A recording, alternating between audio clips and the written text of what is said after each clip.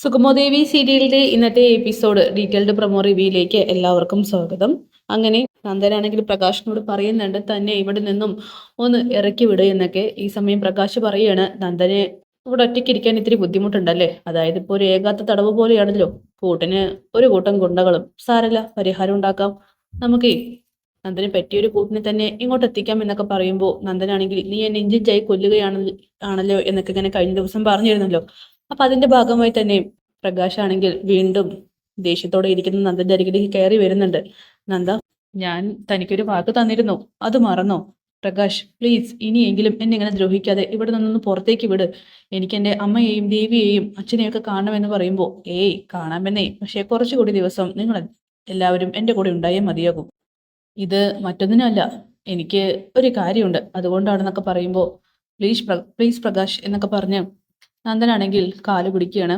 ശരി, ഇപ്പൊ തൽക്കാലം നിന്റെ ഒരു പ്രശ്നം ഞാൻ പരിഹരിക്കാം. നിന്റെ ഈ ഏകാന്തത മാറ്റാനായിട്ട് നിനക്ക് പറ്റിയൊരു കൂട്ടിനെ ഞാൻ കൊണ്ടുവന്നിട്ടുണ്ടെന്ന് ഞാൻ വാക്ക് തന്നിട്ടുണ്ടായിരുന്നില്ലേ. ദേ അവനെ ഇങ്ങോട്ട് കൊണ്ടുവന്നേന്ന് പറഞ്ഞുകൊണ്ട് ഋഷിയെ ഒരു കവറൊക്കെ തലയിലൂടെ മൂടിയിട്ട് കൊണ്ടുവരികയാണ്. ഇതാരാണെന്ന് എങ്ങനെ പ്രകാശിനോട് ചോദിക്കുമ്പോൾ ഏയ് ധൃതി കൂട്ടല്ലേ. അങ്ങനെ പ്രകാശാണെങ്കിൽ ഋഷിയുടെ തലയ്ക്കകത്തെ ആ ഒരു കവർ മാറ്റുന്നുണ്ട്. ഈ സമയം നന്ദനാണെങ്കിൽ ആകെ ഷോക്കാവുന്നു. മുന്നിൽ നിൽക്കുന്നത് ഋഷി, അതും ജീവനോടെ. മരിച്ചെന്ന് കരുതിയ ആൾ ജീവനോട് വന്ന് നിൽക്കുന്നു. ഋഷിയും നന്ദനെ കണ്ടയുടൻ ആകെ ഞെട്ടിത്തരിക്കുന്നുണ്ട്. എന്തായാലും ഋഷി ആ ഒരു ഇത്രയും കാലം ചെയ്ത കള്ളത്തരം ഒരു നിമിഷം കൊണ്ട് പൊട്ടി വീഴുകയാണ് ചെയ്യുന്നത്. അപ്പോൾ നന്ദനാണെങ്കിൽ ദേഷ്യത്തോടെ ചോദിക്കുകയാണ്, എടാ ഋഷി, നീ നീ മരിച്ചിട്ടില്ലേ?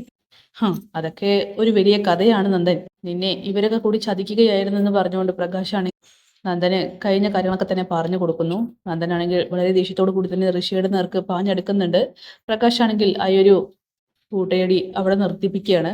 എന്തായാലും ഇനി നിങ്ങൾ തമ്മിൽ വേണം ഫ്രണ്ട്സ് ആവാൻ, വഴക്കൊന്നും വേണ്ട, ഇനി നിങ്ങൾ രണ്ടുപേരെയും ഒരുമിച്ചായിരിക്കും ഇവിടെ കിടത്തുക എന്നൊക്കെ പറയുകയാണ്. എന്തായാലും അതൊക്കെ കാണിച്ചുകൊണ്ടാണ് പ്രൊമോ അവസാനിക്കുന്നത്. കാത്തിരിക്കാം ഇന്നത്തെ കിടിലൻ എപ്പിസോഡിനായിട്ട്.